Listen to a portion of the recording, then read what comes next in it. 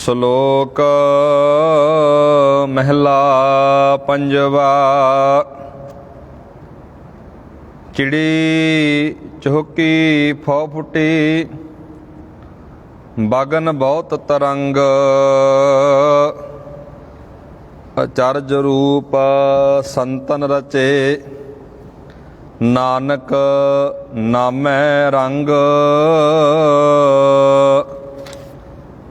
ਮਹਿਲਾ ਪੰਜਵਾ। ਘਰ ਮੰਦਰ ਖੁਸ਼ੀਆਂ ਤਹੀਂ, ਜਹ ਤੂੰ ਆਵੈ ਚਿਤ। ਦੁਨੀਆ ਕੀਆਂ ਵਡਿਆਈਆਂ, ਨਾਨਕ ਸਭ ਕੋ ਮਿਤ। ਪੌੜੀ। ਹਰ ਧਨ ਸੱਚੀ ਰਾਸ ਹੈ, ਕਿਨੈ ਬਿਰਲੈ ਜਾਤਾ।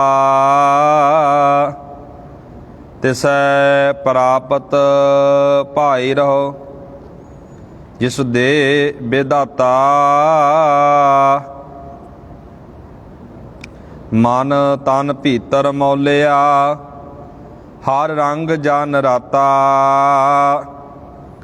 ਸਾਧ ਸੰਗ ਗੁਣ ਗਾਇਆ, ਸਭ ਦੁੱਖ ਹੈ ਖਾਤਾ। ਨਾਨਕ ਸੋਈ ਜੀਵਿਆ, ਜਿਨ ਇੱਕ ਪਛਾਤਾ।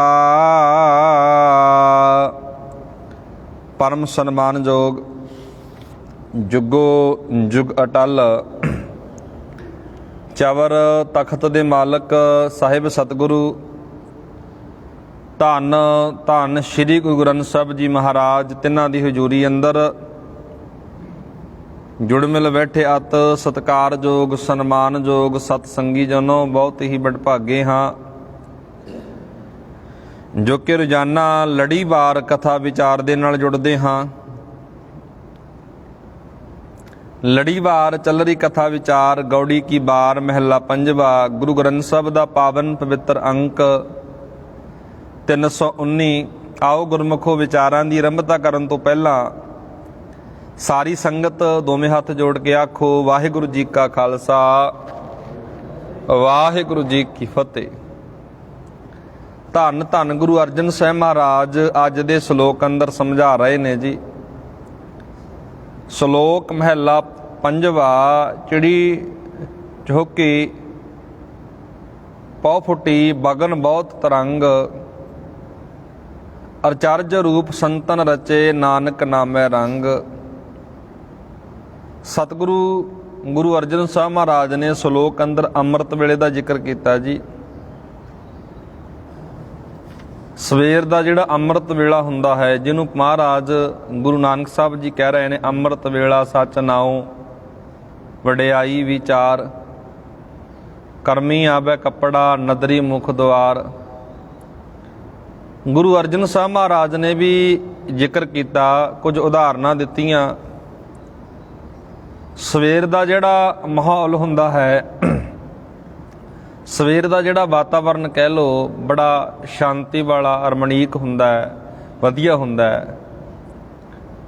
ਸਤਿਗੁਰੂ ਮਹਾਰਾਜ ਕਹਿੰਦੇ ਚਿੜੀਆਂ ਚੀਕਦੀਆਂ ਨੇ,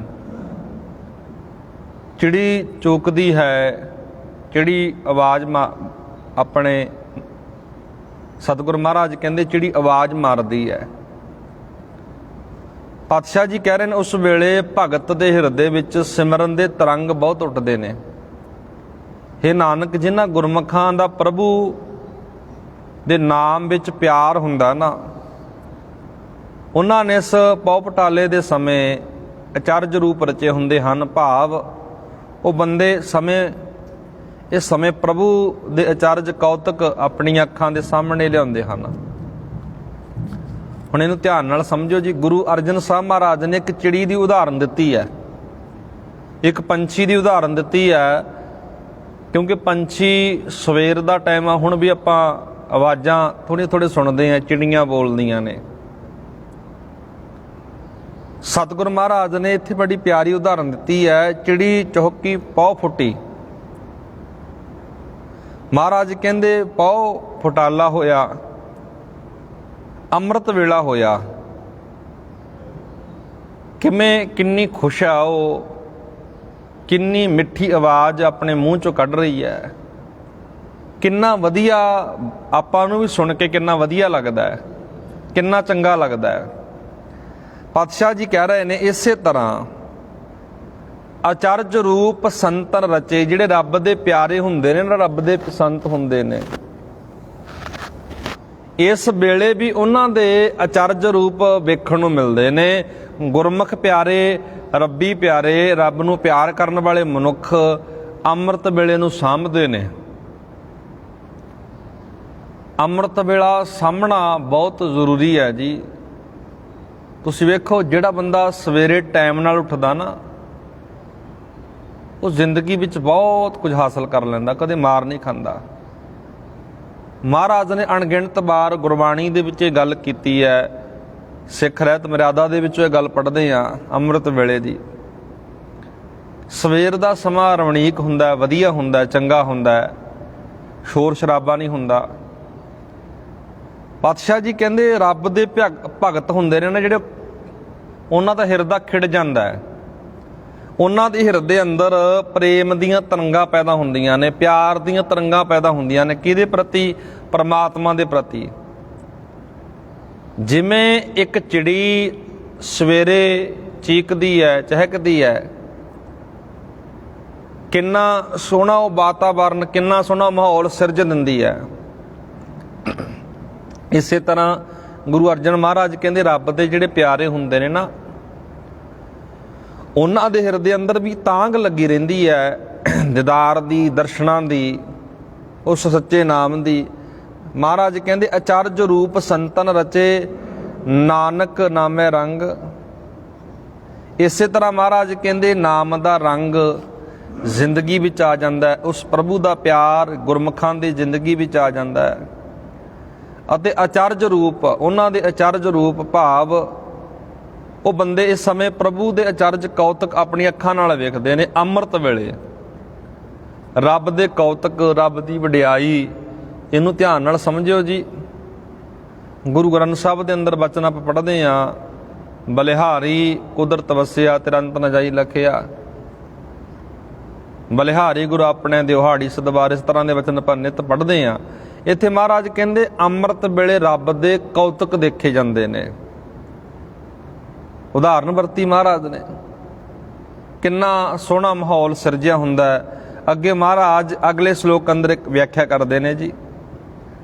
ਪਾਤਸ਼ਾਹ ਜੀ ਕਹਿੰਦੇ ਘਰ ਮੰਦਰ ਖੁਸ਼ੀ ਤਹੀਂ, ਖੁਸ਼ੀਆਂ ਤਹੀਂ। ਉਹਨਾਂ ਘਰਾਂ ਦੇ ਅੰਦਰ, ਉਹਨਾਂ ਮੰਦਰਾਂ ਦੇ ਵਿੱਚ, ਮੰਦਰ ਕਿਹਨੂੰ ਕਿਹਾ ਗਿਆ? ਘਰ ਨੂੰ ਕਿਹਾ ਜਾਂਦਾ ਜੀ ਮੰਦਰ। ਇੱਥੇ ਗੁਰਬਾਣੀ ਵਿੱਚ ਸਰੀਰ ਨੂੰ ਵੀ ਮੰਦਰ ਕਿਹਾ ਗਿਆ।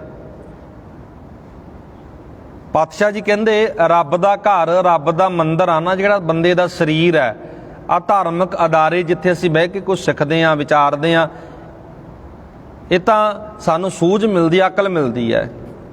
ਪਰ ਜਦੋਂ ਰੱਬ ਦੇ ਘਰ ਦੀ ਗੱਲ ਕਰਾਂਗੇ ਵੀ ਰੱਬ ਦਾ ਘਰ ਕਿੱਥੇ ਹੈ, ਕਿੱਥੇ ਰੱਬ ਰਹਿੰਦਾ ਹੈ, ਉਦੋਂ ਹਿਰਦਾ ਹੁੰਦਾ, ਹਿਰਦੇ ਵਿੱਚ ਰੱਬ ਰਹਿੰਦਾ ਹੈ, ਖਲਕਤ ਅੰਦਰ ਰੱਬ ਰਹਿੰਦਾ ਹੈ। ਮਹਾਰਾਜ ਕਹਿੰਦੇ ਘਰ ਮੰਦਰ ਖੁਸ਼ੀਆਂ ਤਹੀ, ਜਹ ਤੂੰ ਆਵੈ ਚਿੱਤ। ਪਾਤਸ਼ਾਹ ਜੀ ਕਹਿ ਰਹੇ ਨੇ ਉਹਨਾਂ ਘਰਾਂ ਵਿੱਚ ਅਸਲੀ ਖੁਸ਼ੀਆਂ ਹਨ ਜਿੱਥੇ ਪ੍ਰਭੂ ਨੂੰ ਯਾਦ ਕੀਤਾ ਜਾਂਦਾ, ਪ੍ਰਭੂ ਯਾਦ ਆਉਂਦਾ। ਗੁਰਬਾਣੀ ਦੇ ਵਿੱਚ ਬਹੁਤ ਵਾਰ ਵਚਨ ਆਵੇਗਾ ਜੀ ਇਹ ਵੀ। ਪਾਤਸ਼ਾਹ ਜੀ ਕਹਿੰਦੇ ਜਿੱਥੇ ਨਾਮ ਨਾ ਜਪੀਏ ਮੇਰੇ ਗੋਇੰਦਾ, ਸਹੀ ਨਗਰ ਉਜਾੜੀ ਜੀਓ। ਜਿੱਥੇ, ਜਿਹੜੇ ਘਰ ਵਿੱਚ ਰੱਬ ਦੀ ਇਬਾਦਤ ਨਹੀਂ ਕੀਤੀ ਜਾਂਦੀ, ਨਾਮ ਨਹੀਂ ਜਪਿਆ ਜਾਂਦਾ, ਉਹ ਘਰ ਉਜਾੜ ਬਣ ਜਾਂਦੇ ਨੇ। ਜਿਹੜੇ ਘਰ ਵਿੱਚ ਆਪਸੀ ਪ੍ਰੇਮ ਪਿਆਰ ਨਹੀਂ ਰਹਿੰਦਾ ਨਾ ਪਰਿਵਾਰ ਦਾ, ਉਹ ਘਰਾਂ ਵਿੱਚ ਨਰਕ ਬਣ ਜਾਂਦਾ ਹੈ। ਅਕਸਰ ਆਪਾਂ ਸਮਾਜ ਅੰਦਰ ਵਿਚਰਦੇ ਹੋਏ ਇਸ ਤਰ੍ਹਾਂ ਦੇ ਹਾਲਾਤ ਬਹੁਤ ਵੇਖਦੇ ਹਾਂ। ਇੱਥੇ ਮਹਾਰਾਜ ਕਹਿੰਦੇ ਘਰ ਮੰਦਰ ਖੁਸ਼ੀਆਂ ਤਹੀਂ, ਜੈ ਤੂੰ ਆਵੈ ਚਿੱਤ।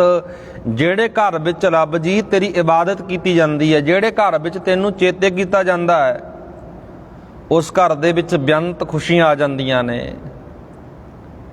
ਉਹ ਘਰ ਵਿੱਚ ਅੰਮ੍ਰਿਤ ਵੇਲਾ ਆ ਜਾਂਦਾ ਹੈ। ਦੁਨੀਆ ਕੀਆਂ ਵਡਿਆਈਆਂ ਨਾਨਕ ਸਭ ਕੁਮਿਤ। ਮਹਾਰਾਜ ਕਹਿੰਦੇ, ਪਾਤਸ਼ਾਹ ਜੀ ਕਹਿੰਦੇ ਹੇ ਨਾਨਕ, ਪ੍ਰਭੂ ਮਿਸਰੇ ਤਾਂ ਦੁਨੀਆ ਦੀਆਂ ਸਾਰੀਆਂ ਵਡਿਆਈਆਂ ਖੋਟੇ ਮਿੱਤਰ ਹਨ। ਜੇ ਤਾਂ ਜ਼ਿੰਦਗੀ ਵਿੱਚੋਂ ਰੱਬ ਨੂੰ ਵਿਸਾਰ ਦਿੱਤਾ ਨਾ, ਪਰਮਾਤਮਾ ਨੂੰ ਵਿਸਾਰ ਦਿੱਤਾ, ਦੁਨੀਆ ਦੇ ਵਿੱਚ ਕਿੰਨੀਆਂ ਵਡਿਆਈਆਂ, ਕਿੰਨਾ ਮਾਣ ਹਾਸਲ ਕਰ ਲੈ। ਸਤਿਗੁਰੂ ਮਹਾਰਾਜ ਕਹਿੰਦੇ ਸਭ ਕੁਮਿੱਤਰ ਨੇ, ਮਿੱਤਰ ਨਹੀਂ। ਇੱਕ ਹੁੰਦਾ ਮਿੱਤਰ, ਇੱਕ ਹੁੰਦਾ ਕੁਮਿੱਤਰ। ਜਿਹੜਾ ਮਿੱਤਰ ਹੁੰਦਾ ਨਾ ਜੀ, ਮਿੱਤਰ ਦੋਸਤ, ਉਹ ਕਦੇ ਸੱਚਾ ਦੋਸਤ ਹੁੰਦਾ। ਜਿਹੜਾ ਸੱਚਾ ਮਿੱਤਰ ਹੁੰਦਾ ਆਪਣੇ ਦੋਸਤ ਦਾ, ਆਪਣੇ ਮਿੱਤਰ ਦਾ ਕਦੇ ਮਾੜਾ ਨਹੀਂ ਸੋਚਦਾ, ਮਾੜਾ ਨਹੀਂ ਤੱਕਦਾ ਉਹਦੇ ਵੱਲ, ਉਹਦੇ ਪਰਿਵਾਰ ਵੱਲ। ਕੁਮਿੱਤਰ ਹੁੰਦਾ ਜਿਹੜਾ, ਉਹ ਸਵਾਰਥੀ ਹੁੰਦਾ। ਉਹਨੂੰ ਆਪਣੇ ਕੇਵਲ ਤੇ ਕੇਵਲ ਇੱਕੋ ਚੀਜ਼ ਅੱਗੇ ਦਿਸਦੀ ਹੈ ਵੀ ਮੇਰਾ ਆਹ ਕੰਮ ਕਿਸੇ ਤਰੀਕੇ ਨਾਲ ਪੂਰਾ ਹੋ ਜੇ। ਮਿੱਤਰ ਤੇ ਕੁਮਿੱਤਰ ਵਿੱਚ ਇਹੀ ਅੰਤਰ ਹੈ। ਮਿੱਤਰ ਕਦੇ ਦਿਲ ਦੀ ਗੱਲ ਲੁਕੋਇਆ ਨਹੀਂ ਕਰਦਾ। ਕੁਮਿੱਤਰ ਆਪਣੇ ਸਵਾਰਥ ਨੂੰ ਪੂਰਾ ਕਰਨ ਵਾਸਤੇ ਬਹੁਤ ਕੁਝ ਲੁਕੋ ਵੀ ਲੈਂਦਾ ਅਤੇ ਐਸੀ ਮਾਰ ਵੀ ਮਾਰਦਾ ਜਿਹੜੀ ਸਾਰੀ ਜ਼ਿੰਦਗੀ ਬੰਦਾ ਯਾਦ ਰੱਖਦਾ ਵੀ ਹਾਂ ਫਲਾਣੇ ਬੰਦੇ ਨੇ ਮੇਰੇ ਨਾਲ ਇੰਨਾ ਮਾੜਾ ਕਰ ਦਿੱਤਾ। ਸਤਿਗੁਰੂ ਗੁਰੂ ਅਰਜਨ ਸਾਹਿਬ ਮਹਾਰਾਜ ਕਹਿੰਦੇ ਦੁਨੀਆ ਦੀ ਜਿਹੜੀਆਂ ਵਡਿਆਈਆਂ ਨੇ ਨਾ, ਕੁਮਿੱਤਰਾਂ ਵਰਗੀਆਂ ਨੇ। ਰੱਬ ਦੇ ਨਾਮ ਤੋਂ ਬਿਨਾਂ, ਵਾਹਿਗੁਰੂ ਦੇ ਨਾਮ ਤੋਂ ਬਿਨਾਂ ਸਾਰੇ ਤੇਰੇ ਕੁਮਿੱਤਰ ਨੇ ਭਾਈ। ਕੁਮਿੱਤਰਾਂ ਦਾ ਖਹਿੜਾ ਛੱਡ ਕੇ ਇੱਕ ਸੱਚਾ ਮਿੱਤਰ ਬਣਾ ਲੈ। ਸੱਚਾ ਮਿੱਤਰ ਹੀ ਖੁਸ਼ੀਆਂ ਦਿੰਦਾ। ਸੱਚੇ ਮਿੱਤਰ ਦਾ ਪੱਲਾ ਫੜ ਕੇ ਹੀ ਸਾਨੂੰ ਅੰਮ੍ਰਿਤ ਵੇਲਾ ਸਾਂਭਣਾ ਆਉਂਦਾ ਹੈ। ਸੱਚਾ ਮਿੱਤਰ ਕੌਣ ਆ? ਸਾਡਾ ਧੰਨ ਧੰਨ ਸਾਹਿਬ ਸ੍ਰੀ ਗੁਰੂ ਗ੍ਰੰਥ ਸਾਹਿਬ ਮਹਾਰਾਜ। ਗੁਰੂ ਗ੍ਰੰਥ ਸਾਹਿਬ ਜੀ ਸਾਡੇ ਮਿੱਤਰ ਨੇ, ਸਾਡੇ ਦੋਸਤ ਨੇ। ਬਾਬਾ ਹਰ ਵੇਲੇ ਬਾਣੀ ਅੰਦਰ ਇਹ ਗੱਲ ਦੱਸਦਾ ਹੈ, ਸਮਝਾਉਂਦਾ ਵੀ ਭਾਈ ਸਤਿਗੁਰੂ ਮਹਾਰਾਜ ਕਹਿੰਦੇ ਨੇ ਬਾਣੀ ਪੜ੍ਹ, ਬਾਣੀ ਵਿਚਾਰ, ਬਾਣੀ ਸਮਝ। ਬਾਣੀ ਪੜ੍ਹ ਕੇ, ਵਿਚਾਰ ਕੇ, ਸਮਝ ਕੇ ਹੀ ਜ਼ਿੰਦਗੀ ਦਾ ਪਾਰ ਉਤਾਰਾ ਹੋ ਸਕਦਾ ਹੈ। ਨਹੀਂ ਤੇਰਾ ਪਾਰ ਉਤਾਰਾ ਹੋ ਸਕਦਾ। ਇੱਥੇ ਹੀ ਗੱਲ ਮਹਾਰਾਜ ਇਸ ਪਾਵਨ ਪਵਿੱਤਰ ਸ਼ਲੋਕ ਅੰਦਰ ਕਹਿ ਰਹੇ ਨੇ, ਕੁਮਿੱਤਰਾਂ ਨੂੰ ਛੱਡ ਕੇ ਮਿੱਤਰਾਂ ਦਾ ਸੰਗ ਕਰ, ਔਗੁਣਾਂ ਨੂੰ ਛੱਡ ਕੇ ਗੁਣਾਂ ਨੂੰ ਅਪਣਾ। ਅੱਗੇ ਮਹਾਰਾਜ ਸ਼ਲੋਕ ਅੰਦਰ ਕਹਿ ਰਹੇ ਨੇ, ਪੌੜੀ ਸ਼ਲੋਕ ਸੀ ਜੀ, ਪੌੜੀ ਅੰਦਰ ਸਮਝਾ ਰਹੇ ਨੇ, ਹਰ ਤਨ ਸੱਚੀ ਰਾਸ ਹੈ ਬਿਰਲੇ ਜਾਤਾ। ਹੇ ਭਰਾਵੋ, ਪ੍ਰਮਾਤਮਾ ਦਾ ਨਾਮ ਰੂਪੀ ਧਨ ਸਦਾ ਕਾਇਮ ਰਹਿਣ ਵਾਲਾ ਹੈ। ਪਾਤਸ਼ਾਹ ਜੀ ਕਹਿੰਦੇ ਸੱਚੀ ਪੂੰਜੀ ਆਏ। ਕਿਸੇ ਬਿਰਲੇ ਨੇ ਇਸ ਗੱਲ ਨੂੰ ਸਮਝਿਆ, ਜਾਣਿਆ ਵੀ ਦੁਨੀਆ ਤੇ ਰਹਿਣ ਵਾਲਾ ਇੱਕੋ ਇੱਕ ਪਦਾਰਥ ਕਹਿ ਲਓ, ਨਾਮ ਕਹਿ ਲਓ, ਉਹ ਨਾਮ ਰੂਪੀ ਪਦਾਰਥ ਹੀ ਦੁਨੀਆ ਤੇ ਰਹਿ ਸਕਦਾ। ਸਭ ਕੁਝ ਨਾਸ਼ਵੰਤ ਹੈ। ਸਤਿਗੁਰੂ ਮਹਾਰਾਜ ਕਹਿ ਰਹੇ ਨੇ ਇਸ ਪੌੜੀ ਅੰਦਰ, ਹਰ ਤਨ ਸੱਚੀ ਰਾਸ ਹੈ ਕਿਨੇ ਬਿਰਲੇ ਜਾਤਾ। ਰੱਬ ਦਾ ਨਾਮ ਸੱਚਾ ਹੈ, ਪਰ ਮਹਾਰਾਜ ਕਹਿੰਦੇ ਜਾਣਿਆ ਕਿਸੇ ਬਿਰਲੇ ਨੇ ਹੈ। ਤਿਸੈ ਪ੍ਰਾਪਤ ਭਾਇਰੋ ਜਿਸ ਦੇ ਵਿਧਾਤਾ। ਮਹਾਰਾਜ ਕਹਿੰਦੇ ਇਸ ਪਾਵਨ ਪਵਿੱਤਰ ਬਚਨ ਅੰਦਰ ਇਹ ਨਾਮ ਵਾਲੀ ਪੂੰਜੀ ਉਸੇ ਨੂੰ ਮਿਲਦੀ ਹੈ ਜਿਸ ਨੂੰ ਪ੍ਰਮਾਤਮਾ ਆਪ ਦਿੰਦਾ ਹੈ। ਪਾਤਸ਼ਾਹ ਜੀ ਕਹਿ ਰਹੇ ਨੇ ਅੱਗੇ ਪਾਵਨ ਪਵਿੱਤਰ ਬਚਨ ਅੰਦਰ, ਮਨ ਤਨ ਭੀਤਰ ਮੌਲਿਆ ਹਰ ਰੰਗ ਜਨ ਰਾਤਾ। ਮਨ ਤਨ ਭੀਤਰ, ਮਨ ਦੇ ਵਿੱਚ, ਤਨ ਦੇ ਵਿੱਚ, ਅੰਦਰ ਮੌਲਿਆ ਦਾ ਅਰਥ ਖਿੜ ਗਿਆ। ਹਰ ਰੰਗ ਜਨ ਰਾਤਾ। ਜਿਹੜਾ ਬੰਦਾ, ਜਿਹੜਾ ਮਨੁੱਖ ਰੱਬ ਦੇ ਨਾਮ ਦੇ ਰੰਗ ਵਿੱਚ ਰਤਿਆ ਜਾਂਦਾ ਨਾ, ਉਹ ਅੰਦਰੋਂ ਬਾਹਰੋਂ ਖਿੜਿਆ ਰਹਿੰਦਾ ਹੈ। ਫਰਕ ਹੁੰਦਾ ਜੀ ਬਾਣੀ ਪੜ੍ਹਨ ਵਾਲੇ ਦਾ, ਬਾਣੀ ਵਿਚਾਰਨ ਵਾਲੇ ਦਾ। ਉਹ ਖਿੜਿਆ ਰਹਿੰਦਾ, ਉਹਦੇ ਮੱਥੇ ਤੇ ਤੁਸੀਂ ਕਦੇ ਵੀ ਤਿਉੜੀ ਨਹੀਂ ਵੇਖੋਗੇ। ਜੇ ਬਾਣੀ ਪੜ੍ਹ ਕੇ, ਬਾਣੀ ਸੁਣ ਕੇ ਮੱਥੇ ਦੀ ਤਿਉੜੀ ਦੂਰ ਨਹੀਂ ਹੁੰਦੀ ਨਾ, ਫਿਰ ਮਹਾਰਾਜ ਕਹਿੰਦੇ ਇੱਥੇ ਬਹਿ ਕੇ ਵੀ, ਬਾਣੀ ਵਿਚਾਰ ਪੜ੍ਹ ਕੇ ਵੀ ਕੁਝ ਖੱਟਿਆ ਨਹੀਂ। ਮੱਥੇ ਦੀ ਤਿਉੜੀ ਤਾਂ ਹਾਲੇ ਤੇਰੀ ਦੂਰ ਨਹੀਂ। ਗੁਰੂ ਸਾਹਿਬ ਜੀ ਕਹਿੰਦੇ ਮਹਾਰਾਜ ਦੀ ਬਾਣੀ ਅੰਦਰੋਂ ਤੇ ਬਾਹਰੋਂ ਬੰਦੇ ਨੂੰ ਖਿੜਾਉਂਦੀ ਹੈ। ਜਿਵੇਂ ਫੁੱਲ ਖਿੜਿਆ ਕਿੰਨਾ ਸੋਹਣਾ ਲੱਗਦਾ, ਫੁੱਲ ਦੀ ਤਰ੍ਹਾਂ ਮਹਾਰਾਜ ਬੰਦੇ ਨੂੰ ਖਿੜਾ ਦਿੰਦੇ ਨੇ। ਅੱਗੇ ਮਹਾਰਾਜ ਕਹਿ ਰਹੇ ਨੇ ਅਗਲੀ ਪੰਕਤੀ ਅੰਦਰ, ਸਾਧ ਸੰਗ ਗੁਣ ਗਾਇਆ ਸਭ ਦੁੱਖ ਹੈ ਖਾਤਾ। ਸੰਗਤ ਵਿੱਚ ਬਹਿ ਕੇ ਉਸ ਮਾਲਕ ਦੇ ਗੁਣ ਗਾਵਿਆਂ ਸਭ ਦੁੱਖ ਦੂਰ ਹੋ ਜਾਂਦੇ ਨੇ, ਸਭ ਐਬ ਦੂਰ ਹੋ ਜਾਂਦੇ ਨੇ। ਨਾਨਕ ਸੋਈ ਜੀਵਿਆ ਜਿਨ ਇੱਕ ਪਛਾਤਾ। ਸਤਿਗੁਰ ਮਹਾਰਾਜ ਕਹਿੰਦੇ ਹੇ ਨਾਨਕ, ਉਹੀ ਮਨੁੱਖ ਅਸਲ ਵਿੱਚ ਜਿਉਂਦਾ ਹੈ ਜਿਸ ਨੇ ਇੱਕ ਪ੍ਰਭੂ ਨੂੰ ਪਛਾਣਿਆ। ਵੇਖੋ ਕਿੱਡੀ ਵੱਡੀ ਗੱਲ ਕਹਿ ਦਿੱਤੀ ਮਹਾਰਾਜ ਨੇ।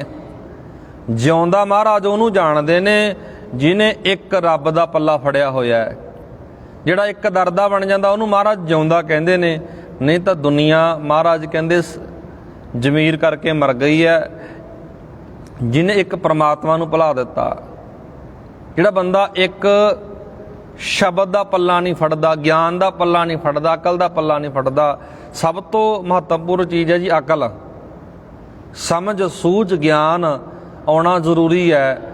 ਤੁਸੀਂ ਵੇਖੋ ਜਿਨ੍ਹਾਂ ਲੋਕਾਂ ਕੋਲ ਗਿਆਨ ਹੁੰਦਾ ਨਾ, ਸੂਝ ਹੁੰਦੀ, ਅਕਲ ਹੁੰਦੀ ਹੈ, ਉਹ ਕਦੇ ਮਾਰ ਨਹੀਂ ਖਾਂਦੇ। ਸਾਡੇ ਸੰਸਾਰ ਅੰਦਰ ਅਕਸਰ ਉਹ ਲੋਕ ਮਾਰ ਖਾ ਜਾਂਦੇ ਨੇ ਜਿਨ੍ਹਾਂ ਕੋਲ ਗਿਆਨ, ਸਮਝ, ਸੂਝ ਹੁੰਦੀ ਨਹੀਂ। ਅਕਸਰ ਉਹ ਵਿਚਾਰੇ ਮਾਰ ਖਾ ਜਾਂਦੇ ਨੇ, ਕਿਸੇ ਤਰੀਕੇ ਨਾਲ, ਢੰਗ ਨਾਲ ਉਹਨਾਂ ਨੂੰ ਲੁੱਟ ਲਿਆ ਜਾਂਦਾ ਹੈ। ਸਤਿਗੁਰ ਮਹਾਰਾਜ ਕਿਰਪਾ ਕਰਨ, ਲੜੀਵਾਰ ਵਿਚਾਰ ਜਿਹੜੀ ਚੱਲ ਰਹੀ ਹੈ ਜੀ, ਆਪਾਂ ਰੋਜ਼ਾਨਾ ਵਿਚਾਰ ਕਰਦੇ ਹਾਂ। ਗੌੜੀ ਕੀ ਬਾਰ ਮਹਿਲਾ ਪੰਜਵਾ, 2 ਸ਼ਲੋਕ ਤੇ 1 ਪੌੜੀ ਦੀ ਵਿਚਾਰ ਕੀਤੀ ਹੈ। ਕੱਲ ਦੇ ਦੀਵਾਨਾਂ ਵਿੱਚ ਆਪਾਂ ਅਗਲੀ ਵਿਚਾਰ ਸ਼ੁਰੂ ਕਰਾਂਗੇ ਜੀ, ਅਗਲੇ ਸ਼ਲੋਕਾਂ ਦੇ ਪੌੜੀਆਂ ਦੀ। ਗੁਰੂ ਸਾਹਿਬ ਨੇ ਅੰਮ੍ਰਿਤ ਵੇਲੇ ਦੀ ਗੱਲ ਕੀਤੀ, ਅੰਮ੍ਰਿਤ ਵੇਲੇ ਨੂੰ ਸਾਂਭੀਏ, ਘਰ ਵਿੱਚ ਖੁਸ਼ੀ ਆਉਂਦੀ ਹੈ ਅਤੇ ਦੁਨੀਆ ਦੀ ਵਡਿਆਈਆਂ ਨੂੰ ਕਮਿੱਤਰਾਂ ਦੀ ਤਰ੍ਹਾਂ ਸਮਝੀਏ, ਇੱਕ ਸੱਚੇ ਮਾਲਕ ਨੂੰ ਜ਼ਿੰਦਗੀ ਦਾ ਆਧਾਰ ਬਣਾਈਏ। ਆਓ ਗੁਰਮੁਖੋ, ਜੋ ਲੜੀਵਾਰ ਇਤਿਹਾਸਕ ਵਿਚਾਰ ਚੱਲ ਰਹੀ ਸੀ ਜੀ, ਕੱਲ ਆਪਾਂ ਜਿਹੜੀ ਗੱਲ ਕਰ ਰਹੇ ਸੀ ਸਤਿਗੁਰੂ ਗੁਰੂ ਅਰਜਨ ਸਾਹਿਬ ਦੇ ਜੀਵਨ ਦੇ ਬਾਰੇ, 2 ਪਾਤਰਾਂ ਬਾਰੇ ਆਪਾਂ ਗੱਲ ਕਰੀ ਸੀ, ਭਾਈ ਸੱਤਾ ਜੀ ਤੇ ਭਾਈ ਬਲਵੰਡ ਜੀ ਬਾਰੇ। ਗੁਰੂ ਘਰ ਦੇ ਬਹੁਤ ਤਕੜੇ ਕੀਰਤਨੀਏ ਹੋਏ ਨੇ ਜੀ,